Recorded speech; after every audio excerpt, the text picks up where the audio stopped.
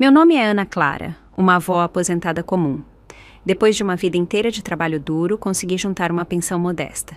Quando minha única filha, Larissa, se casou, o que eu pensava era como apoiá-la um pouco mais. Afinal, sou mãe. Carne e osso não viram as costas. Por mais difíceis que as coisas fiquem, ver seu próprio filho lutando é uma dor que nenhum pai leva na leveza. Desde o ano em que se casaram, comecei a ajudá-los financeiramente e raramente parei. Larissa e o marido, Bruno, vivem em São Paulo, onde tudo custa aos olhos da cara. Aluguel, transporte, contas, o que for. Os salários deles mal cobriam o básico, então eu entrei com o que podia. Aí veio o bebê, e com a chegada do Caio vieram a fórmula, as fraldas, a creche, os gastos nunca acabavam.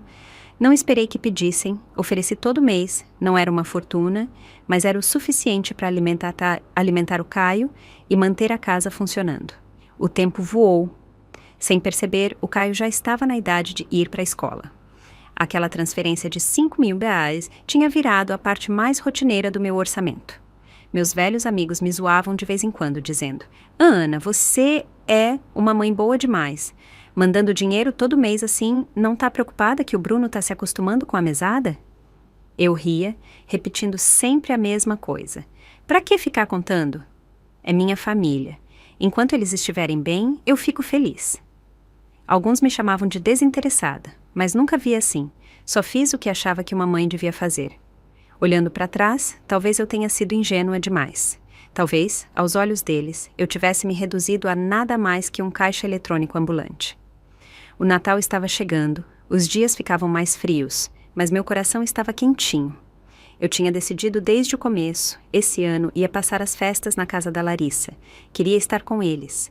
Queria que fôssemos uma família. Comecei a planejar a ceia de Natal com 2 semanas de antecedência. Escolhi um moletom quentinho com estampa de dinossauro para o Caio. Ele ia amar. Para Larissa, finalmente consegui aquele cachecol de lã que ela namorava há meses, quente e chique, igual a ela. Para o Bruno, bem, ele adora café, então pedi para um amigo de Minas Gerais me mandar grãos torrados especiais. Até embalei uma lata de biscoitos caseiros e uma garrafinha de cachaça artesanal da minha cidade natal. Quando fechei a mala, as 2 bolsas grandes estavam quase explodindo. Cantarolei enquanto arrumava tudo, imaginando a cena. Nossa pequena família reunida ao redor da mesa, o peru assando no forno, o Caio rasgando os presentes na sala, o Bruno brincando comigo, a Larissa atarefada na cozinha. Só de pensar, o frio do inverno sumia. Aquela casa geminada de 3 quartos era deles desde o ano em que casaram. Na época, eles não tinham nem de longe a entrada, então gastei quase todas as minhas economias e até pedi um empréstimo para o meu irmão Roberto para ajudar na compra. Lembro do dia em que pegaram as chaves. Larissa me abraçou com os olhos cheios de lágrimas. Mãe, obrigada. De agora em diante, essa casa também é sua. Vem quando quiser. O quarto que dá para o sul é sempre seu. Bruno estava ali do lado. Não falou muito, mas assentiu várias vezes. A Larissa tá certa, dona Ana. Você é bem-vinda quando quiser. Me agarrei a essas palavras como se fossem uma brasa, acreditando que tinha criado uma filha boa e que tinha tido a sorte de ter um genro decente. Continuava morando na minha casinha, mas de vez em quando os visitava por uns dias, eles sempre eram gentis e acolhedores. Nunca imaginei que essa imagem que pintei para mim mesma, essa ilusão reconfortante de proximidade entre mãe e filha, pudesse se despedaçar tão rápido. 3 dias antes da minha viagem, parei na frente do espelho, experimentando uma roupa nova que tinha comprado para as festas. Meu celular tocou. Era a Larissa. Mãe! A voz dela parecia hesitante. Nada a ver com o tom despreocupado de sempre. Larissa, o que houve? Meu coração deu um salto. Um medo silencioso me invadiu. Ah, nada demais, ela disse, tentando soar casual. Só estava pensando, você já reservou sua passagem? Ela falava como se fosse uma conversa qualquer, mas a voz flutuava, como se estivesse roçando a superfície de algo que não queria dizer. Eu sentia o peso das palavras, a pausa entre as frases. Aquele calor que eu sentia momentos antes esfriou, como uma nuvenzinha subindo no peito, bloqueando o sol que tinha acumulado no meu coração. Sim, tá tudo pronto. Só falta viajar. Por quê? Tá acontecendo alguma coisa? Houve uma pausa, e então ela disse baixinho: O Bruno quer falar com você um minutinho. Vou passar para ele. Antes que eu pudesse responder, a ligação já tinha sido transferida. A voz do Bruno veio, educada como sempre. Talvez até um pouco mais suave que o normal. Mas por baixo daquele tom tranquilo, eu percebi uma frieza, uma distância calculada. Oi, Ana. Oi, Bruno. Meus dedos apertaram o celular com mais força. Então, ele fez uma pausa, escolhendo as palavras com cuidado. Esse Natal pode não ser o melhor momento para você vir. Foi como um balde de água gelada na cabeça, cortante, penetrante, implacável. Minha garganta secou. Demorei um instante para encontrar forças para responder. Como assim? Por quê? Aconteceu alguma coisa? Não, nada grave. Ele respondeu com um tom leve, como se falasse do clima. É que meus pais também vão vir esse ano. Eles estão ficando mais velhos, têm o sono leve e são meio apegados às manias deles. Cada um precisa de um quarto só para si. E bem, com só 3 quartos, um para o meu pai, outro para minha mãe e outro para mim e para Larissa, simplesmente não tem espaço. Meus ouvidos zumbiam. Minha mente lutava para entender. Os pais dele ganhavam um quarto cada um, e eu, a mãe que doou todas as economias da vida para ajudar na entrada da casa, a mulher que transferia 5 mil reais todo mês como um relógio não tinha lugar. Soltei a primeira coisa que me veio à cabeça. Eu posso dormir no sofá. Sério, não me importo, são as festas, tô de boa até com um cobertor no chão. Ainda me agarrava esperança. Eles não seriam tão cruéis a ponto de rejeitar uma avó no Natal. Claro que não. Houve uma pausa de vários segundos. O Bruno não esperava que eu fosse tão complacente. Quando falou de novo, a irritação mal se escondia por trás do tom controlado. Ana, você não precisa passar por isso. A casa vai ficar uma bagunça com tanta gente, a sala cheia de barulho. Não ia ser confortável para você. E a Larissa e eu já estamos bem estressados com o trabalho. A gente queria relaxar nas férias, ter um tempinho a sós, um tempo privado. Essas palavras me cortaram como gelo. Era isso que eu pagava com meus 5 mil de dólares por mês? Um canto nas áreas comuns, sem espaço, para quem pagava parte da conta? Ele continuou, com a voz suave, como se estivesse me fazendo um favor. Talvez você pudesse ficar em casa esse ano ou visitar o Roberto. A casa dele está pertinho e sempre tem movimento por lá. Parecia atencioso, mas no fundo era só outra forma de dizer: não vem, você só ia atrapalhar. Meu coração afundava centímetro por centímetro. Emoção, dor, incredulidade, tudo me atingiu de uma vez, tirando meu ar. Lutei para manter a voz calma. Bruno, deixa eu falar com a Larissa. Quero ouvir dela. Ouvi um barulho do outro lado. Ele passou o celular. Mãe. A voz da Larissa era quase um sussurro, suave e trêmula. Parecia que ela estava chorando, tentando desesperadamente não chorar. Mãe, por favor, não se preocupa. Não foi por mal. É que os pais dele não estão muito bem de saúde e precisam descansar direitinho, então talvez você pudesse... As palavras dela se cortavam, se perdiam num silêncio que dizia mais que qualquer frase. E ao fundo eu ouvi claramente o Bruno pigarreando. Um som leve, mas inconfundível, um sinal, uma advertência. Ela nunca disse as palavras não vem, mas não precisava. A verdade estava escancarada. Ela nem me defendeu, nem para dizer que eu podia ficar no sofá. Ela escolheu o lado dela, e não era o meu. Tá bom, entendi. Consegui manter a voz serena. Usei toda a minha força de vontade para segurar minha dignidade. Depois, desliguei. Quando o tom de descara ecoou nos meus ouvidos, o silêncio me envolveu como um vazio, e o mundo ficou gelado. Fiquei paralisada no sofá, como uma marionete com os fios cortados. Meus olhos fixaram nas 2 malas no canto, arrumadas há dias, que descansavam quietas ao lado dos presentes de Natal cuidadosamente embrulhados que eu tinha preparado para a família. Caixas embrulhadas em vermelhos e verdes brilhantes, com fitas enroladinhas à perfeição. Mas agora aqueles pacotes alegres pareciam zombeteiros, como se rissem de mim. A voz do Bruno ecoava nos meus ouvidos. Meus pais vêm, cada um precisa de um quarto. As palavras giravam na minha cabeça como um disco arranhado, e eu não conseguia evitar que as memórias me inundassem. Lembrei quando eles casaram. Os dois viviam apertados num apartamento alugado caindo aos pedaços, velho, com correntes de ar e mal habitável. No inverno, as paredes gelavam. No verão, o ventilador de teto rangia como se fosse desabar a qualquer momento. Eu não aguentava ver eles vivendo assim, então meti a mão nas economias da aposentadoria que juntei a vida toda. Ainda não era o bastante, então pedi empréstimos para amigos e família. De algum jeito, consegui juntar o que precisavam para a entrada daquela casa geminada de 3 quartos. Passei dias correndo atrás de papelada, com dor dos pés à cabeça, mas com o coração cheio.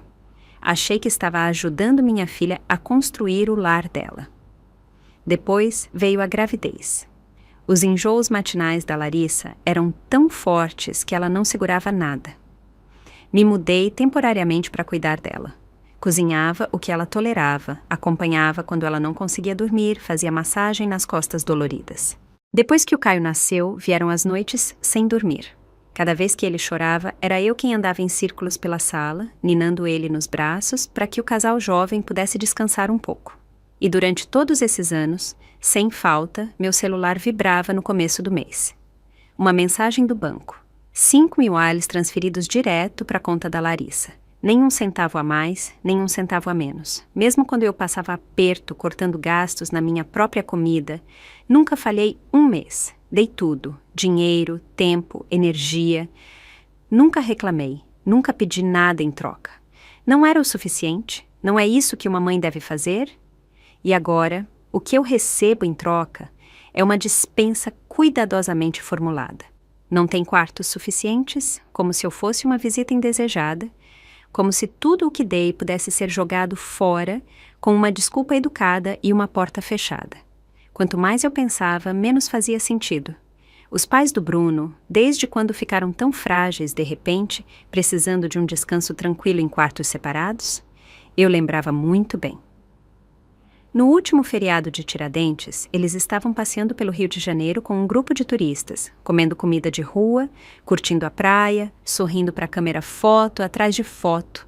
As redes sociais deles estavam cheias de fotos alegres e legendas animadas. Pareciam saudáveis, felizes, sem nenhuma necessidade de descanso. Essa desculpa não era só fraca, era insultante, tão fraca que nem tentava ser convincente. Não era questão de logística, era uma mensagem clara: você não é bem-vinda aqui. E então, como uma cobra se esgueirando pelos meus pensamentos, uma revelação sombria começou a tomar forma. Eles nunca planejaram me receber. No instante em que esse pensamento caiu, me atravessou como uma pedra jogada em água parada, mandando onda atrás de onda que batiam no meu peito. Vergonha, dor, raiva, uma sensação ardente de traição que apertava minhas costelas até eu mal conseguir respirar. Não, eu não ia deixar isso passar. Não ia me deixar ser colocada de lado como um peso morto, dispensada com um sorriso falso e uma meia-verdade. Eu precisava saber a verdade toda. Mal dormi aquela noite. Rolei na cama até o céu começar a clarear. Meus olhos estavam escuros. A cabeça pulsava como um tambor de guerra, mas, curiosamente, minha mente nunca esteve tão afiada. Ao amanhecer, peguei meu celular e passei pelos contatos. Parei num nome que mal reconhecia, Lívia Mendes, sobrinha do Bruno. Só nos vimos uma vez, numa festa de Natal. Trocamos gentilezas e nos adicionamos por educação. Mal falamos desde então. Hesitei. Depois abri a conversa e escrevi com a maior naturalidade possível. Oi, Lívia, sabe o que os pais do Bruno vão fazer no Natal esse ano? Tava pensando que se não forem para casa dele, talvez eu pudesse convidá-los. Meu polegar pairou sobre o botão de enviar por um momento. Depois cliquei. Fiquei paralisada, segurando o celular com as palmas suadas. Meia hora depois, a Lívia respondeu, animada, sem saber da tempestade que estava prestes a causar. Oi, Ana! Que coincidência!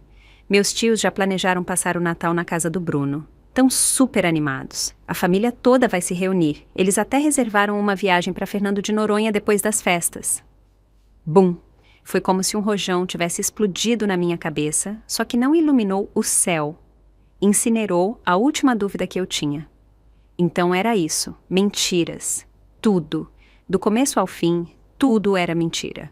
A história de que não tinha quartos suficientes, de que os pais idosos precisavam descansar, era pura ficção. A verdade era simples. Eles simplesmente não me queriam lá. Eu era um estorvo, um peso, algo para ser controlado, escondido, excluído. E eu, como uma idiota, me ofereci para dormir no sofá. Estava disposta a me contentar com o chão, se isso significasse estar com minha família, mas nem um cantinho me deram. Bruno, que atuação! Deem um Oscar e uma ovação para ele. A performance foi impecável. Pena que o roteiro era uma porcaria. Eu tremia de raiva. A humilhação queimava como um rastro de pólvora. Precisei respirar fundo para que minhas mãos não tremessem, mas não ia ficar calada. Não dessa vez. Peguei o celular de novo e disquei o número da Larissa. Chega de suposições. Chega de esperar. Eu precisava de respostas e ia consegui-las. O telefone tocou um tempão antes do Bruno finalmente atender. O tom dele era cortante, já impaciente. Nem se deu ao trabalho de fingir. Sim, Ana, o que é agora? Engoli o fogo na garganta e falei com a voz áspera e fria. Bruno, deixa de enrolação. Me fala-se a verdade. Os seus pais realmente precisam de um quarto cada um por causa da saúde? Ou vocês todos vão para Fernando de Noronha depois do Natal? Houve um silêncio. Então a voz dele voltou, furiosa e tensa. Nossa, Ana, quem tá te contando essas coisas? Quem te falou isso? Ele não negou. Só entrou em pânico pensando onde estava o vazamento. E isso era toda a resposta que eu precisava. Não precisa saber de onde eu soube, disse com frieza, a voz firme como uma espada. Só responde, sim ou não. Ele ficou em silêncio de novo, mas dessa vez não tentou disfarçar. E então a máscara caiu. Ele baixou a voz, dura, desdenhosa, com um toque de desprezo. E daí se for verdade? O Natal é para nossa família. Meus pais quase não vêm. A gente realmente precisa de você aí complicando as coisas? Sério, Ana, você não acha que está sendo um pouco demais? Essa palavra caiu como um tapa na cara.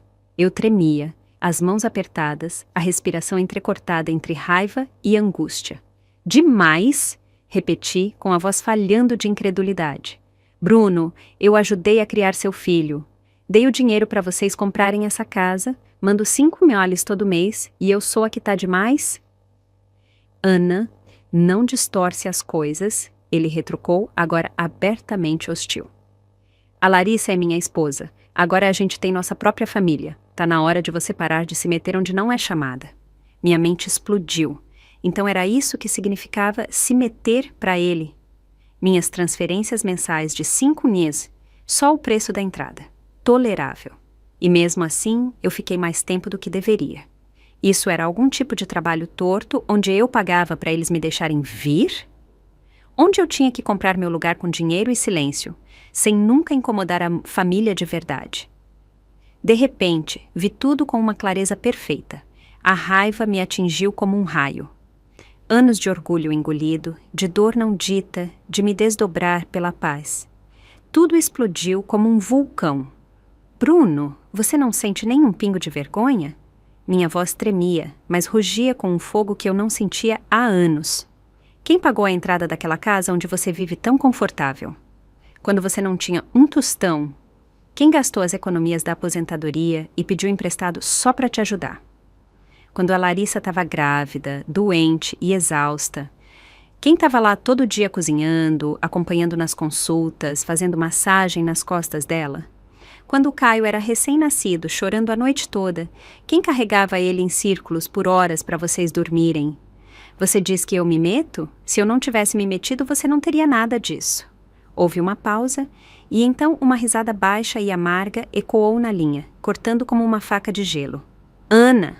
Ele disse, com a voz cheia de desprezo. Qual é o sentido de desenterrar o passado? Você deu o dinheiro porque quis. Ninguém te obrigou. Não pedimos. Se você decidiu dar, não vem agora fingindo que a gente te deve algo. Ele nem se abalou. Continuou, aumentando o tom com um ar de superioridade moral, como se fosse ele o injustiçado. E esse dinheiro que você manda para Larissa todo mês é sua escolha. Se quer ajudar sua filha, ajuda. Mas não age como se isso te garantisse um lugar na nossa mesa. Não é assim que funciona. Não tenta usar o dinheiro para nos manipular. Ele fez outra pausa e então deu o golpe final, como se fosse a coisa mais sensata do mundo. Meus pais trabalharam duro a vida toda para me criar. O mínimo que posso fazer é garantir que eles fiquem confortáveis quando vierem. Isso é ser um bom filho, Ana. É minha responsabilidade. Não é uma escolha, é dever. Ouvi isso. Ouvi como ele fez soar tão limpo, tão arrumado.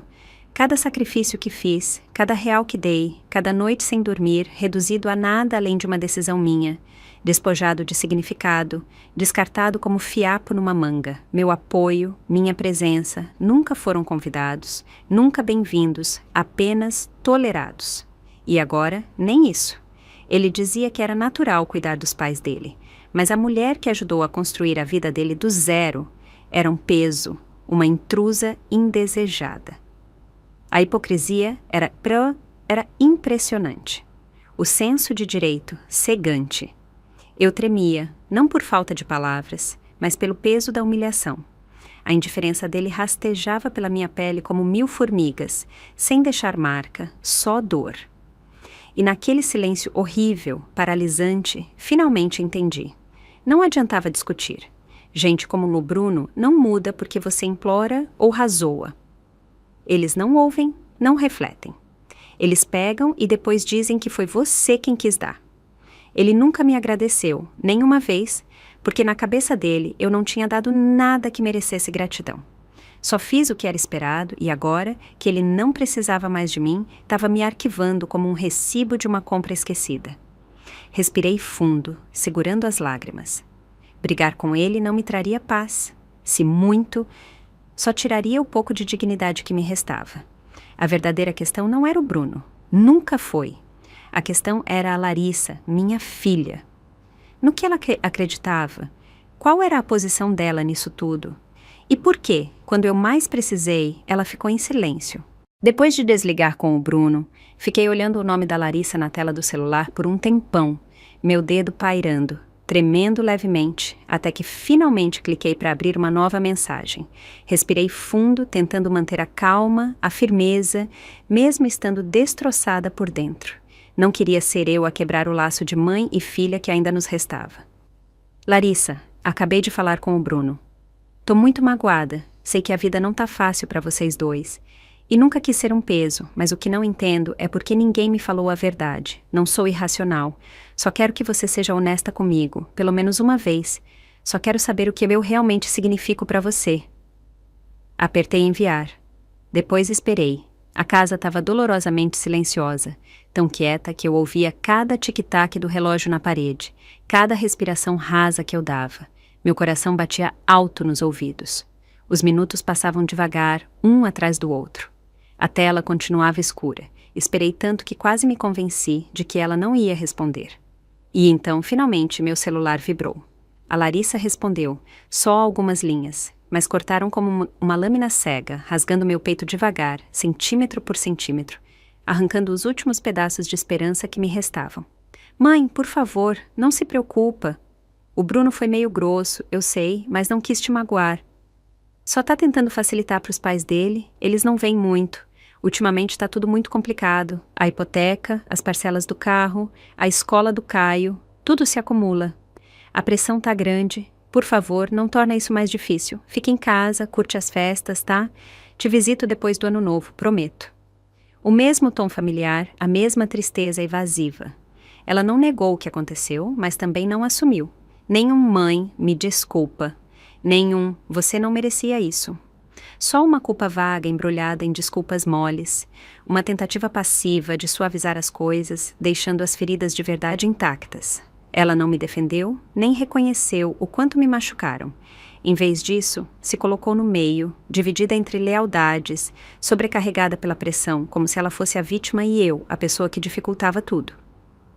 Mas ela esqueceu uma coisa. A pessoa que foi afastada, enganada, que ficou parada no frio com o coração cheio de amor e 2 malas cheias de presentes, fui eu, a mãe dela, a mulher que ajudou a superar todas as dificuldades. Fiquei olhando para a tela, os dedos apertando o celular devagar, enquanto uma quietude fria e pesada se instalava no fundo do meu peito. Foi como se algo dentro de mim finalmente se quebrasse, silenciosamente, mas por completo. Chega! Eu não podia mais confiar nela. Nem podia esperar uma defesa básica, uma palavra de justiça, um lampejo de coragem. Agora ela era como uma boneca de pano, macia, sem firmeza, balançando com o vento. O Bruno falava e ela obedecia. O Bruno decidia e ela seguia. Nem teve força de vontade para lutar por um canto no sofá para a mãe dela. Eu tinha colocado tudo nela e não recebi nada em troca, só vazio. Deve ser isso que querem dizer quando falam que não há dor maior que a morte da esperança. Porque que era isso? Acabou. Desliguei o celular sem dizer nada e caminhei até a janela. Lá fora, o céu estava baixo e cinza. O vento chicoteava os galhos secos, jogando folhas quebradiças pelo ar. Elas caíam, uma a uma, no parapeito, na varanda, e de algum jeito bem no meu coração, frias e leves, mas pesadas ao mesmo tempo. Que seja, esse Natal eu não ia para lugar nenhum. Ficaria aqui, nessa casa velha, quieta e vazia, sozinha. E talvez isso fosse ok. Naquele momento tomei uma decisão. A transferência de R$ 5.000 desse mês não ia mandar. Não por rancor, não por vingança, mas porque finalmente entendi. Simplesmente não fazia sentido. Eu tinha dado tudo. Meu amor, meu esforço, meu dinheiro, meu tempo. E o que recebi em troca foram mentiras, indiferença e um olhar que dizia que eu não era nada além de um peso. Exatamente. O que eu ainda estava pagando? Não escrevi para eles, não avisei, não disse nada. Quando a notificação de costume do banco apareceu, sua transferência mensal está programada. Não mexi um dedo, só desativei. Sem drama, sem raiva, só um silêncio profundo que ecoava nos meus ossos. Uma tristeza cansada e dolorosa que me tomava por inteiro. Será que nossa relação tinha chegado a isso? Será que tinha se reduzido a uma transação mensal? Durante todos esses anos, achei que falar de dinheiro estragava relações. Agora vejo a verdade. Às vezes, mesmo que você nunca fale de dinheiro, a relação nunca foi real para começo de conversa. E tá tudo bem. Que esses R$ 5.000 sejam a prova. Vamos ver o que realmente importa para eles. A mãe ou o dinheiro? Dia após dia, o Natal se aproximava. Os vizinhos começaram a pendurar guirlandas nas portas, com luzes brancas suaves sob os beirais. Dava para sentir o cheiro de canela e maçãs assadas no ar, misturado com o burburinho das pessoas trazendo perus e garrafas de vinho para casa. O bairro inteiro parecia envolto numa atmosfera quente, como um cartão de Natal perfeito. Mas dentro de mim não tinha nada além de vazio, como uma casa velha de madeira, oca, cheia de vento frio. Não tinha entrado em contato com a Larissa. Nenhum dos dois me procurou. Era como se toda aquela conversa, as mentiras, a rejeição, tivesse sido varrida para debaixo do tapete, enterrada sob o brilho da alegria natalina. Então chegou o 5º dia depois do que antes era minha data de transferência de rotina, e meu celular tocou. Larissa. O nome dela apareceu na tela como um soco numa porta que eu não sabia se queria abrir. Por um instante fiquei olhando, sentindo uma pressão surda e pesada no peito, mas atendi. Oi, mãe. A voz dela era cautelosa, quase na ponta dos pés, com uma doçura que parecia forçada. Como você tá? Tá fazendo mais frio ultimamente. Se agasalha direitinho, tá? Tô bem, respondi, calma, distante, sem calor, sem raiva, só neutra. Que bom, ela disse, né? E então hesitou, claramente ganhando tempo. Então, hoje é Natal. Você tem planos? Será que eu podia passar aí e a gente jantar juntas? Soltei uma risada silenciosa, só na minha cabeça. Agora que ela queria saber como eu ia passar as festas, cadê essa energia semanas atrás? Não precisa, disse com suavidade. Vou jantar na casa do Roberto. Uma mentirinha inofensiva que poupou nós duas do desconforto da verdade. Ela ficou em silêncio por um momento, e então começou a falar coisas banais. Perguntou se eu tinha começado algum hobby novo, se a padaria da esquina ainda estava aberta, se o ipê da praça já tinha perdido todas as folhas, rodeando, esperando, esperando. Eu sabia exatamente o que era. Ela não estava ali pelo café ou pelas árvores. Estava esperando a hora certa, e então, como um relógio, o tom mudou. Sutil, casual, fingindo que não era nada. Ah, aliás, mãe, você esqueceu de mandar o dinheiro desse mês? Ali estava. Eu estava esperando essa frase. Fiz uma pausa, só o suficiente para o silêncio se estender. Então, como se tivesse acabado de lembrar, respondi. Você está falando daquele dinheiro? Sim, ela disse rápido, com a voz mais leve, aliviada. Me dei um tempo. Deixei o silêncio se prolongar mais um pouco. Não esqueci. O silêncio do lado dela foi instantâneo, nítido, pesado. Quase dava para ouvir o rosto dela congelando. Continuei, lenta e firme, cada palavra como um cubo de gelo. Tava pensando, com as festas e tudo mais, vocês devem ter um monte de gastos. E com os sogros aí, certeza que eles também estão dando uma força. Então, na real, vocês provavelmente não precisam dos meus $5.000. Deixei isso assentar e então acrescentei com a voz mais fria, deliberada. E você estava certa, agora eu sou só a estranha, sempre me metendo na sua famíliazinha. Não tá certo, né? Então decidi. Acabou o dinheiro da minha parte. Acabou. Silêncio. Um silêncio tão profundo que dava para ouvir ela respirando. Não precisava ver o rosto dela para saber como estava. Atordoada, chocada, aquele tipo de incredulidade que só te pega quando uma linha que você achava que sempre ia estar lá some de repente. O engraçado do esquecimento é que ele é contagiante. Eles esqueceram tudo o que eu dei. Minha ajuda, meu dinheiro, meu amor. Então eu esqueci de pagar. Não por vingança. Não era vingança. Finalmente aprendi a lidar com eles do jeito que eles me ensinaram. Depois de um silêncio longo, a voz da Larissa finalmente voltou, fina, trêmula, carregada de dor e culpa. Mãe, como você pôde fazer isso? Como pôde parar a transferência assim? Você tem ideia do que a gente está passando esse mês? A hipoteca, a mensalidade do Caio, todas as contas. A gente está afundando e agora você de repente nos deixa na mão. Como é que a gente vai se virar?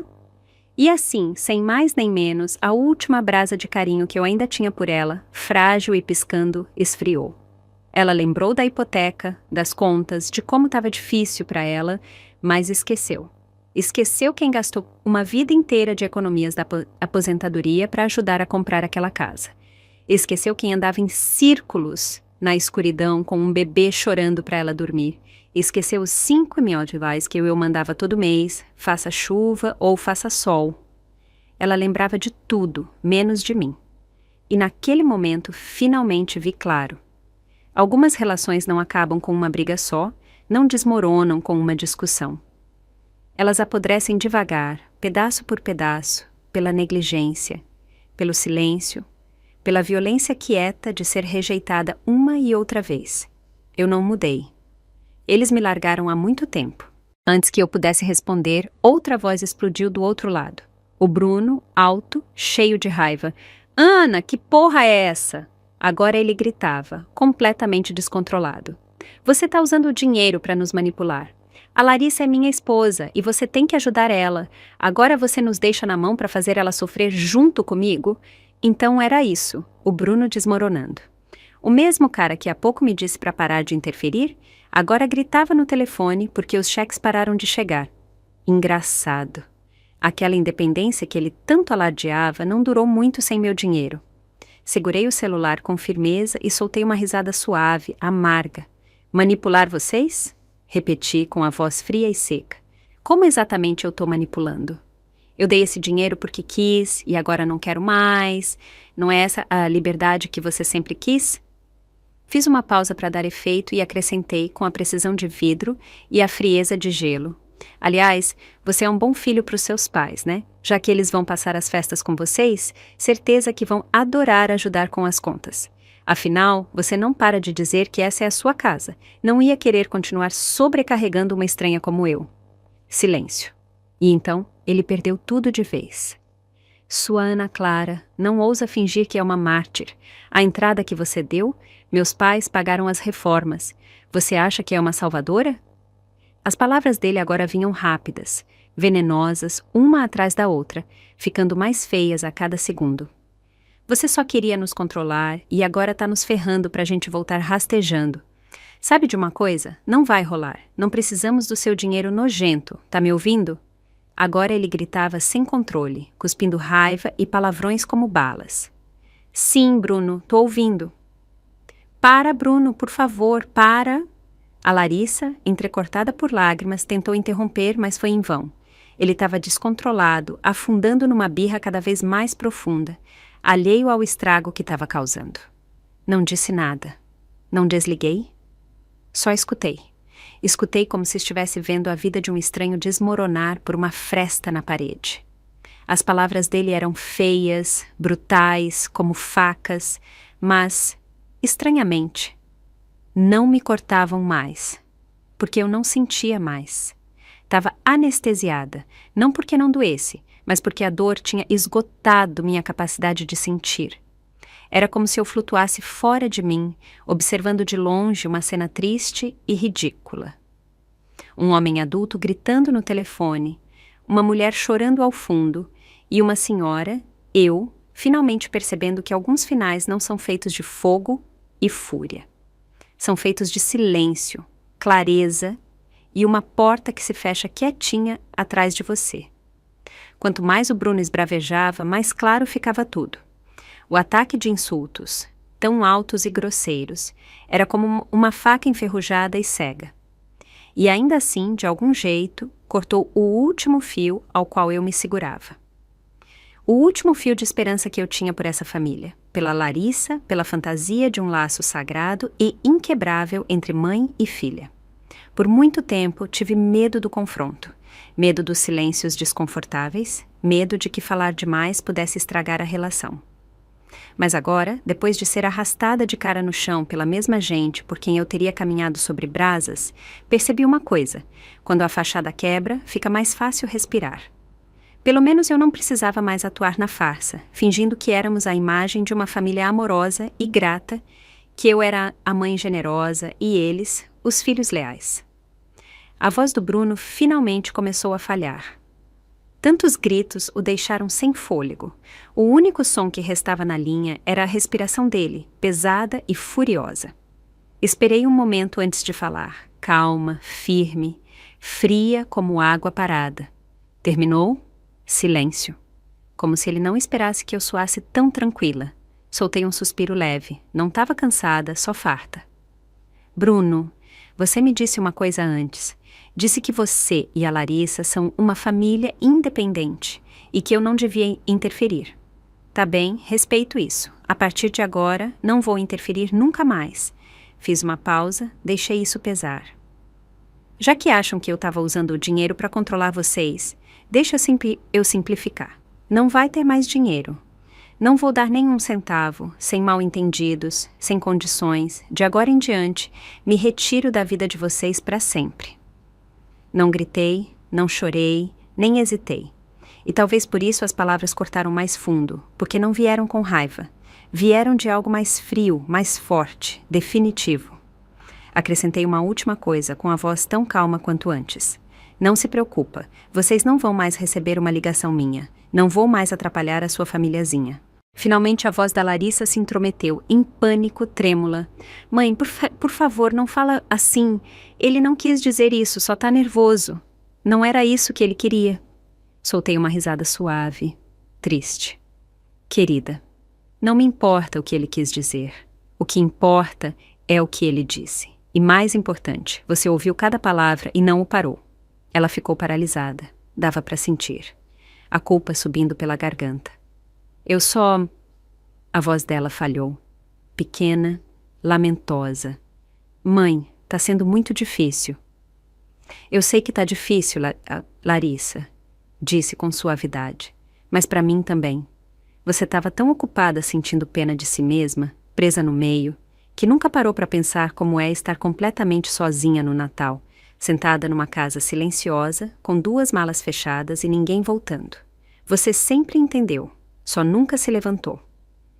Nenhuma vez disse, mãe, fica, por favor. Silêncio de novo. Daqueles que dizem tudo. Olhei pela janela. O céu tinha escurecido. Na esquina, algumas casas acenderam as luzes. Pequenos pontos quentes contra o crepúsculo de inverno.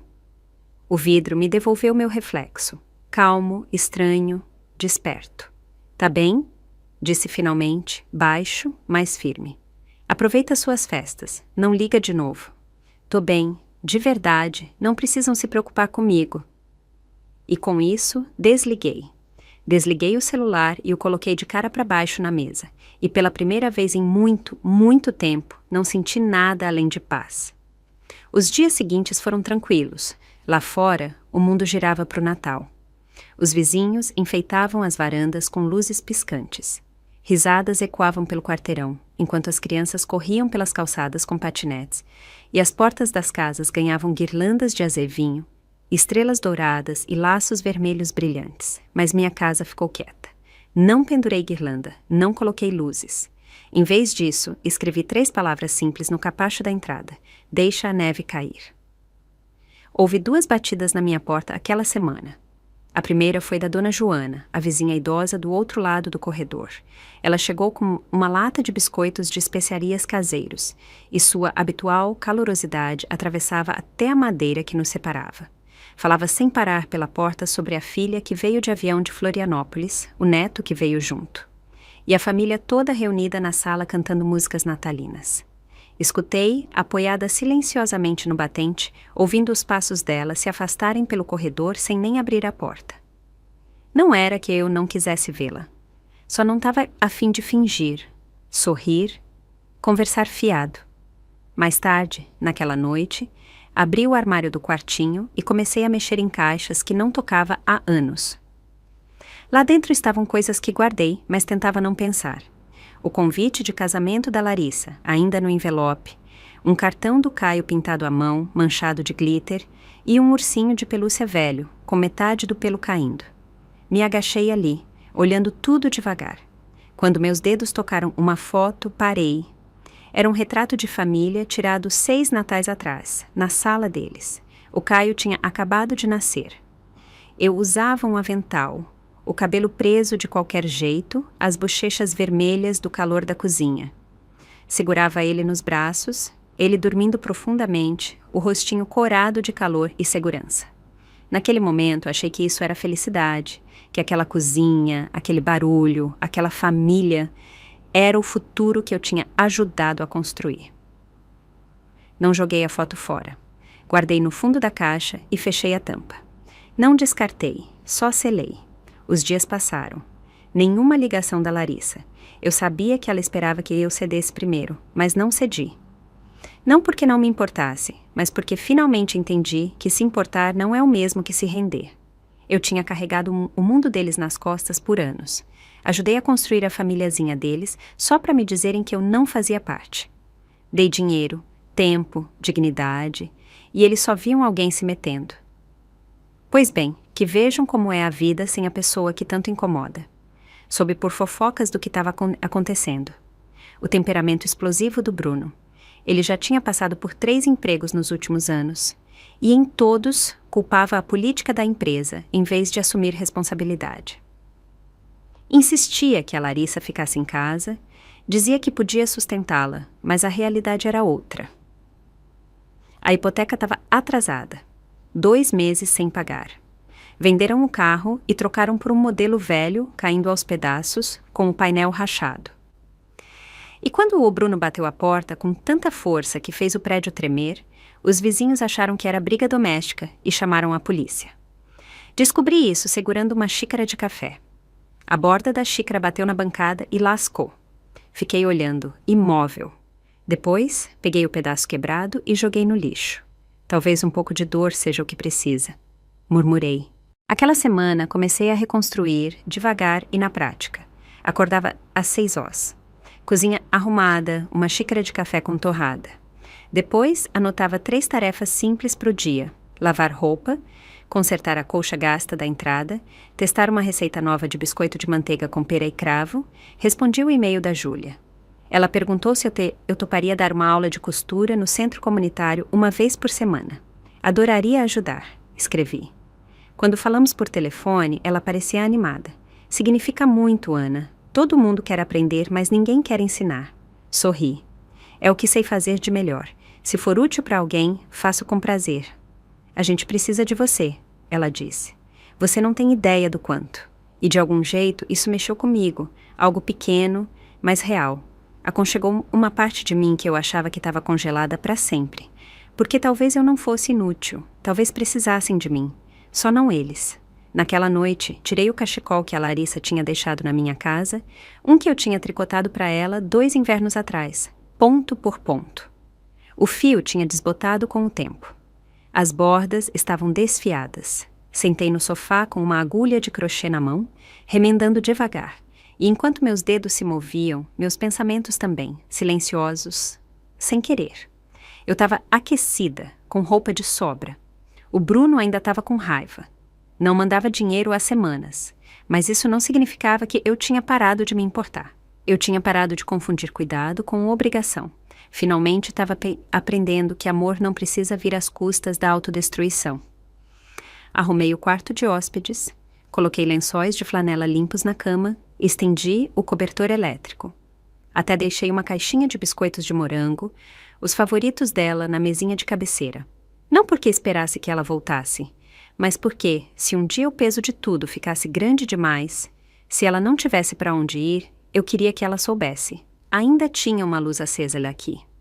Não por fraqueza, mas por paz. Não entrei em contato com ela e ela não ligou. Vivemos em silêncio por quase 1 mês, sem chamadas perdidas, sem batidas na porta. Comecei a acreditar que era o fim, que nosso laço estava quebrado demais para ser consertado, que o amor de mãe e filha, uma vez rachado como um móvel velho, simplesmente não tinha jeito. Mas então, numa sexta-feira à noite, algo inesperado aconteceu. Acabei de entrar da varanda, com os braços cheios de roupa seca, quando a campainha tocou. Alto, urgente. Sequei as mãos e fui até a porta. Olhei pelo olho mágico. Era ela. Uma bolsa de lona surrada numa mão, um casaco acolchoado velho fechado até o queixo. O rosto pálido, os olhos fundos, como se tivesse ficado ali um tempão, criando coragem para tocar. Nos encaramos pela porta por um longo momento. Então os lábios dela se abriram, hesitantes, suaves. Mãe, posso entrar? Abri a porta.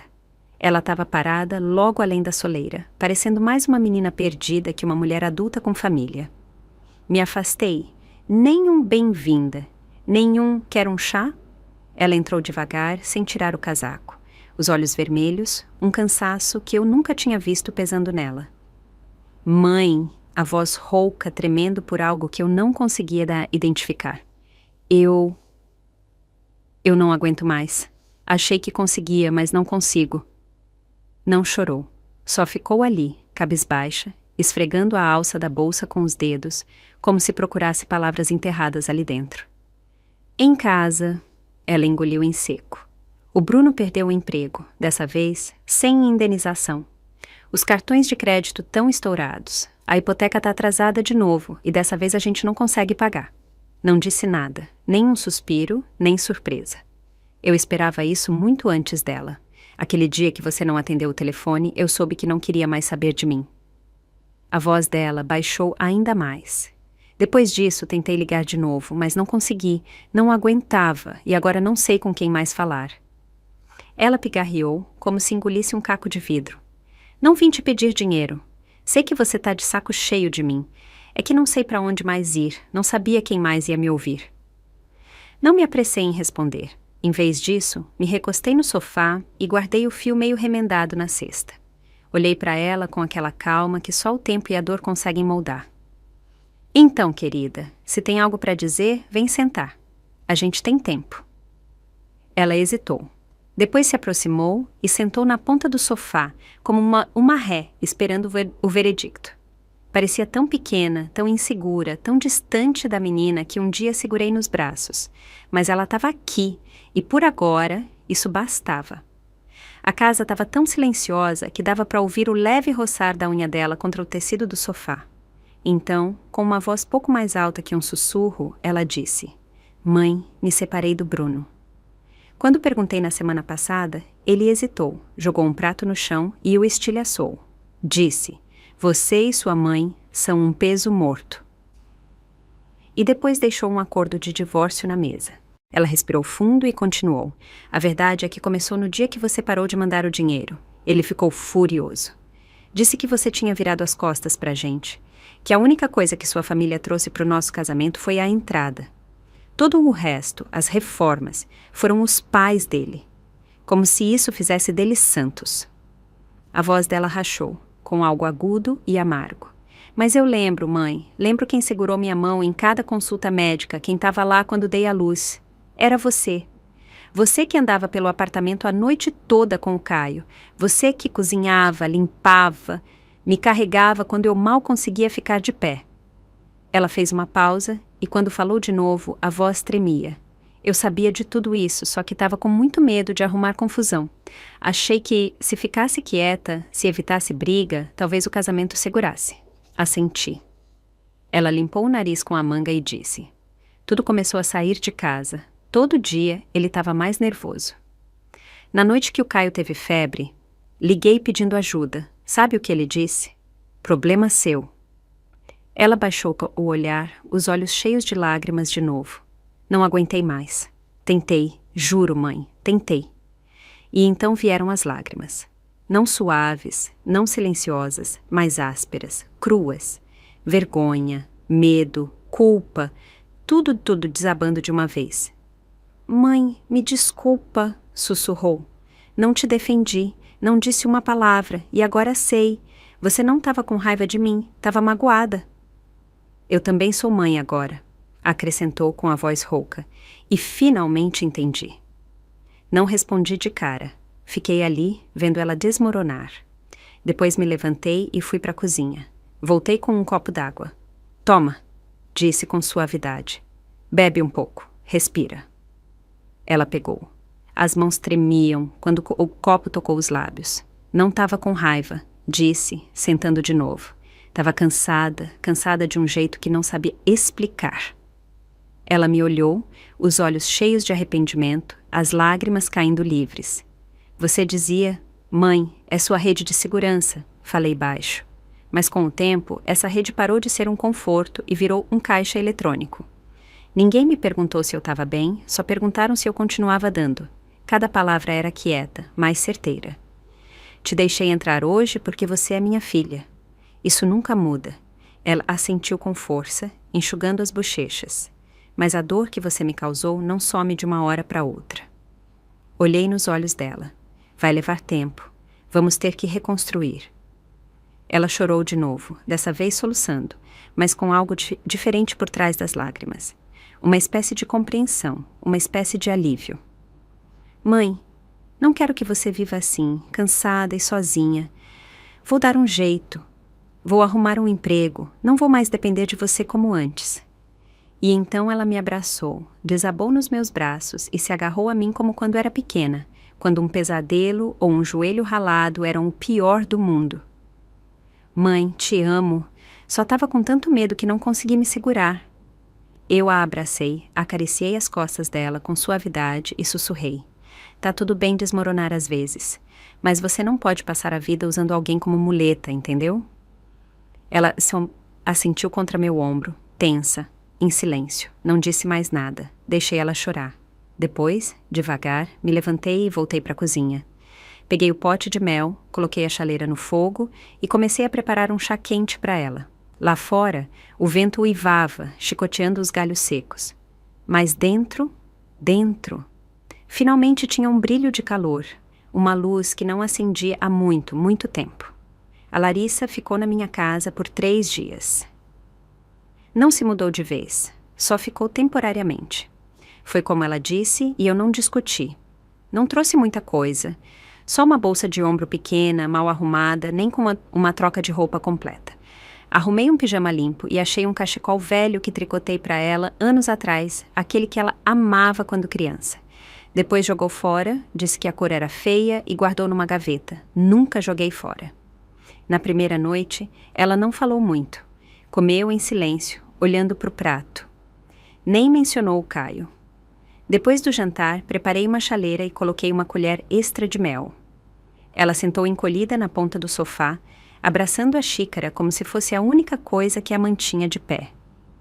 Mãe, murmurou, obrigada por me deixar voltar.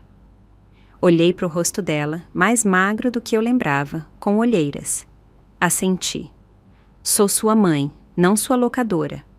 Querida, não precisa andar na ponta dos pés comigo. Os olhos dela ficaram vermelhos de novo, e ela baixou a cabeça, tomando um gole de chá para esconder as lágrimas. Não disse mais nada, não por raiva, mas porque sabia que se amolecesse rápido demais, ela podia voltar a ser a pessoa que só sabia se apoiar. E eu não era mais aquela mulher, a mãe que se partia ao meio só para manter a filha em pé. Agora eu tinha minha própria vida. Comecei a fazer trabalho voluntário no centro comunitário. Uma vez por semana, ajudava a Júlia a dar aula de costura. Um grupo de jovens curiosos se juntava ao meu redor, perguntando sobre técnicas de ponto e como dar vida nova a tecidos gastos. O jeito que me olhavam, com curiosidade, com respeito, era como o sol aquecendo minha coluna depois de um inverno longo e amargo. Me lembrou que eu não precisava dar sem parar para provar meu valor. Não precisava ser a salvadora de ninguém para ser importante. A Larissa passava os dias procurando emprego e voltava à noite, quieta e cansada. Não mexia mais na minha despensa dizendo: "Por que você nunca compra nada gostoso, mãe?" Agora perguntava coisas como: "Mãe, você tá bem, tá descansando direitinho?" E ouvir isso significou mais para mim do que eu esperava. Uma noite ela chegou tarde, nem tirou os sapatos, só desabou na porta e soltou um suspiro longo. "Como foi?" perguntei.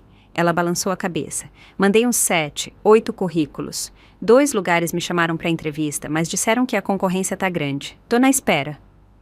Hesitou um instante e acrescentou baixinho: "Nunca procurei emprego sozinha. Sempre era você, depois o Bruno, sem fazer nada." Não tentei acalmá-la. Já era a hora. "Você ainda é jovem", disse. "Tá tudo bem começar do zero." Ela assentiu devagar. "Tentei uma vaga numa loja de conveniência. O gerente perguntou se eu tinha experiência de caixa e eu nem soube o que dizer. Sempre achei que era uma boa esposa, uma boa mãe, mas sem o Bruno, a caixa registradora." Ela riu, amarga, mas a risada ficou presa na garganta. "Mãe, sei que você não curtia meu jeito de viver. Eu também não quero voltar para isso." Passei um copo d'água para ela. "Já é muito que você saiba disso." Ela tomou-se um gole, mas os olhos subiram, nervosos. "Você não quer que eu fique?" Olhei nos olhos dela. "Não é que não te quero aqui", disse com calma. "Mas vamos deixar claro, aqui não é lugar para se esconder do mundo. E eu não tô aqui para carregar sua vida de novo." Ela baixou o olhar. "Entendi. Não vou te ajudar muito dessa vez, mas também não vou te mandar embora. Você pode ficar um tempo, o suficiente para respirar e decidir o próximo passo, mas as decisões agora são suas." Ela mordeu o lábio. "E o Caio? Ele tá com o Bruno?" Perguntei. Ela assentiu, baixando a voz. "A mãe do Bruno se ofereceu para cuidar dele uns dias, mas não confio nela." Não respondi de imediato. A verdade era que eu sabia que não ia demorar para ele voltar aqui. O Bruno mal dava conta de si, quanto mais de uma criança de 6 anos. "Foca em se equilibrar", disse com calma. "Você não é a única responsável por esse menino, mas se quer ser alguém em quem ele possa confiar, precisa ser alguém que fica de pé." Ela ficou ali, em silêncio, absorvendo tudo. Então assentiu, quase inaudível. "Tá bem." Agora eu via. Não só o arrependimento, mas a mudança. Uma mudança que não vinha com súplicas ou promessas. Uma mudança que precisava ser conquistada passo a passo. E dessa vez eu não ia correr com um guarda-chuva e segurar por cima da cabeça dela. Ficaria por perto, mas ia esperar para ver se ela aprendia a ficar de pé na chuva. Na quarta-feira de manhã, antes do sol nascer, a campainha tocou. Eu estava amarrando o avental quando abri a porta. E lá estava o Bruno, com cara de irritado, o Caio largado nos braços dele. "Ele tá com febre", disse seco. "Se vira." Antes que eu pudesse reagir, empurrou o menino para os meus braços e virou para ir embora. Olhei para o Caio. O rostinho estava muito vermelho. O narizinho vermelho e assado. O casaco fininho mal cobria o corpo. 2 linhas congeladas de catarro endureciam sob as narinas. Levei ele para dentro e chamei a Larissa. Quando ela viu, o corpo todo despencou. "Caio!" ela gritou, arrancando ele dos meus braços, tirando a roupa dele freneticamente com as mãos trêmulas. O que aconteceu? O que te fizeram? Soluçou, limpando o rosto dele, a voz entrecortada. Como seu pai pôde? Como pôde? Ela nem terminou.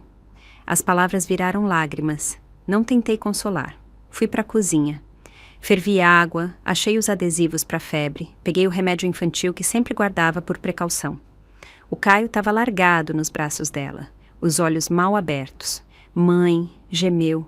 Tô com muito frio. A Larissa chorava em silêncio, balançando ele. Tô aqui, meu amor. Tô aqui. Não tem medo. A mamãe tá aqui. Quando ele tomou o remédio, quando estava coberto com 2 mantas e dormindo, a casa voltou ao silêncio. A Larissa estava sentada no sofá, as lágrimas ainda frescas nas bochechas, olhando para o nada como alguém que envelheceu 1 década de uma noite para outra. Qual é o plano? Perguntei. Ela ficou em silêncio um tempão. Só quero encontrar algo estável, sussurrou. Não consigo pensar em nada grande agora. Só quero cuidar do Caio. Vai ser duro, disse, observando ela com atenção. Você vai trabalhar de dia e cuidar dele à noite. Ninguém vai carregar esse peso por você. Tá pronta? Ela assentiu, mas dessa vez tinha algo diferente nos olhos dela. Não pânico, não desespero, responsabilidade. Vocês podem ficar aqui mais um tempo, disse. Mas o Caio é sua responsabilidade. Vou ajudar um pouco de dia, mas isso não significa que sou sua babá em tempo integral. Agora eu tenho minha própria vida. Ela hesitou um instante e assentiu de novo. Não vou te tratar como babá. Soava quase como brincadeira, mas eu sabia que ela falava sério. A mudança não acontece da noite para o dia. Ela passou anos dependendo de alguém para segurar a barra. Aprender a se virar sozinha ia exigir mais que boas intenções. Naquela tarde, ela voltou de uma entrevista de emprego e desabou numa cadeira sem dizer nada. Eu estava fazendo o jantar quando a ouvi na sala, falando no telefone, a voz subindo. Não tô querendo descumprir. Só não tive grana essa semana. Vocês não podem bloquear minha conta assim. Preciso de dinheiro para as coisas do meu filho. Alô? A ligação caiu. Ela se agachou junto ao sofá, abraçou a cabeça com os braços e ficou assim por um tempão. Não disse nada. Não porque não me importasse, mas porque essa era a realidade dela agora. Dela. Eu não podia continuar resgatando.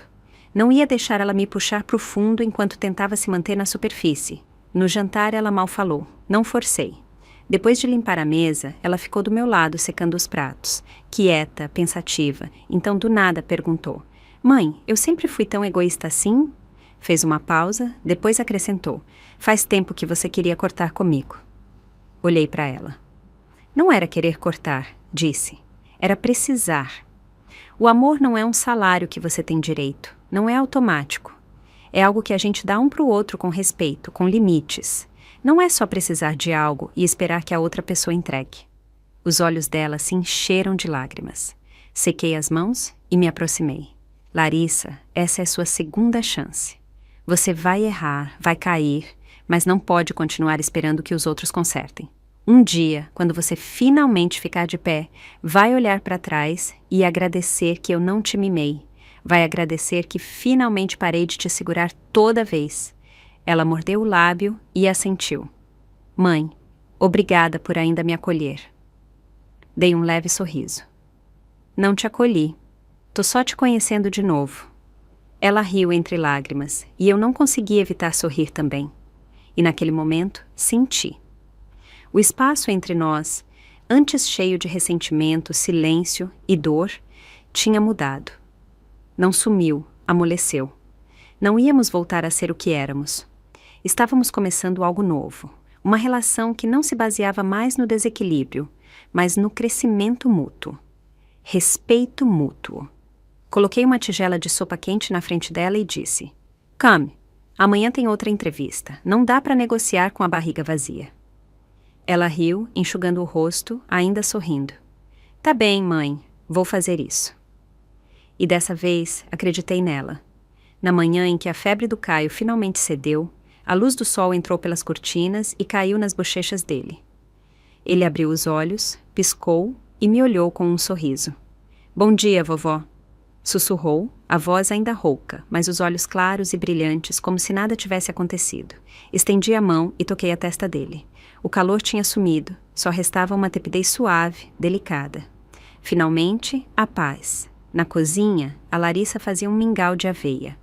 Os movimentos ainda eram meio desajeitados, mas melhores que dias atrás. Mexia a panela com uma mão, o celular na outra, lendo as instruções em voz baixa. Deixa o arroz de molho por 30 minutos. Não coloca o sal cedo demais. Tomei um gole de chá na sala e ouvi ela murmurando. Não interrompi, não corrigi. Porque a mudança de verdade não vem com desculpas chorosas. Vem com manhãs assim, vividas uma após a outra, quando ninguém está olhando. Não muito depois que o Caio melhorou, a Larissa conseguiu um emprego. Recepcionista numa loja de móveis usados, nada glamuroso, nem bem pago, mas estável. A chefe dela era uma mulher de uns 50 anos, de língua afiada, reservada, mas justa. Me lembra você, a Larissa me disse naquela noite. Fala pouco, mas faz acontecer. Só assenti. No jantar, ela levantou o olhar de repente. Mãe, disse, posso ficar aqui mais um pouco? Sorri. Se quer ficar, fico feliz em te ter aqui. Ela piscou, surpresa com o quão fácil foi. Depois assentiu, os olhos brilhando com um alívio silencioso. Não falamos muito depois disso, mas aquela comida simples e quieta pareceu mais uma reunião que qualquer ceia de Natal que já tivemos. Os dias seguintes fluíram como água. Continuei dando aulas no centro comunitário. Lia livros, cozinhava, cuidava do jardim na varanda. Às vezes levava o Caio para a biblioteca do bairro.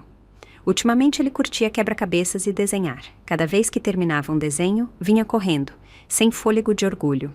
Vovó, olha, te desenhei. Colava os desenhinhos de mim na geladeira. Sempre me faziam rir. A Larissa parou de dizer desculpa com tanta frequência. Em vez disso, começou a dizer obrigada. E talvez seja assim que uma família deva soar. Não um ciclo de culpa e perdão, mas cuidado mútuo, presença mútua. 2 adultos tentando viver uma vida digna, lado a lado. Uma tarde, recebi uma ligação de uma amiga antiga. Perguntou se eu pensava em voltar para minha cidade natal. Disse que os vizinhos estavam organizando um encontro e queriam me ver. Fiz uma pausa e recusei com suavidade. Não queria voltar para o lugar onde todo mundo só me conhecia como aquela mãe boa, porque não sou mais uma mulher definida por ser mãe de ninguém. Naquela noite, estava na varanda replantando umas mudas. Meus dedos estavam cobertos de terra, com sujeira nas unhas. O vento puxava meu pescoço, então ajeitei o cardigã. Quando olhei para cima, a Larissa estava na porta da cozinha, me olhando. Mãe, disse baixo, se um dia você quiser viajar e ir para algum lugar, posso ir com você. Olhei para ela e sorri. Se eu quiser ir para algum lugar, disse, vou sozinha. Ela assentiu, não insistiu, não discutiu. Ela entendeu, aceitou, não porque eu a amasse menos, mas porque finalmente entendi o que amor de verdade significa. Amar alguém não é se anular. É poder dizer, eu também quero uma vida minha. 2 meses depois, ela me disse que ia se mudar. Não tentei impedir, só perguntei. Tem certeza dessa vez? Pensou direitinho. Ela assentiu. Mãe, disse, lembra da casa onde morávamos, eu e o Bruno? Dei um leve sorriso. Claro, abri mão da minha parte. Deixa o Bruno lidar com a hipoteca. Se ele quer ficar, que fique. Quanto a mim, aluguei um apartamento pequeno perto da escola do Caio. Vamos morar lá de agora em diante, e você sempre vai ser bem-vinda para nos visitar. Assenti. Não perguntei detalhes. Sim, eu paguei por aquela casa, mas isso é passado. Desenterrar só reabriria feridas que finalmente começaram a cicatrizar. Às vezes, o verdadeiro acerto de contas não é correr atrás do que te devem, mas ver a dívida pelo que é, ver o devedor pelo que é e se afastar para sempre. Acompanhei ela e o Caio até a porta. Vi eles sumirem na esquina. Acenei e naquele momento não teve lágrimas, não teve tristeza. Só fechei a porta, voltei para a cozinha e preparei uma chaleira de chá. A sala voltou à quietude. Não estava vazia, só silenciosa, porque dessa vez o silêncio não era solidão. Era o espaço que finalmente reclamei para mim. Olhando para trás agora, vejo claro. Toda essa jornada nunca foi sobre uma libertação dramática, com uma saída explosiva. Foi sobre desatar com suavidade cada nó apertado e emaranhado que a vida me deu. Não é devastador, não é furioso, é só libertador. Soltar o controle, soltar a culpa, soltar o impulso automático de agradar, de salvar, de abrir mão dos meus limites em nome de ser uma boa mãe. Não quero um amor que fica contando pontos e não vou passar o resto da vida trocando paz por obrigação. Sei que ela vai enfrentar dificuldades de novo e sim, talvez um dia ela volte. Ela volte precisando de ajuda. Se puder ajudar, ajudarei. Se não, direi não, com clareza, sem culpa, porque agora finalmente entendo. Não sou um caixa eletrônico, não sou uma babá fixa, não sou a segunda chance de ninguém. Sou eu, uma mulher que se basta, e nessa vida que me resta, a primeira pessoa que escolho amar sou eu mesma. E chegamos ao fim de mais uma história real da vida. Se essa história tocou o seu coração, deixa o seu like e se inscreve no canal. É rapidinho, gratuito e me ajuda muito a continuar trazendo essas histórias com muito amor e carinho para você. Me conta nos comentários, de onde você está me assistindo, que horas são aí agora e o que essa história fez você sentir. Eu leio cada comentário com muito carinho e adoro saber um pouquinho de cada um de vocês. Se quiser me apoiar ainda mais, você pode enviar um super obrigado. E olha, se quiser ouvir mais histórias como essa, é só clicar em um dos vídeos que estão aparecendo aqui na tela. Um abraço bem apertado. Que bom que você existe.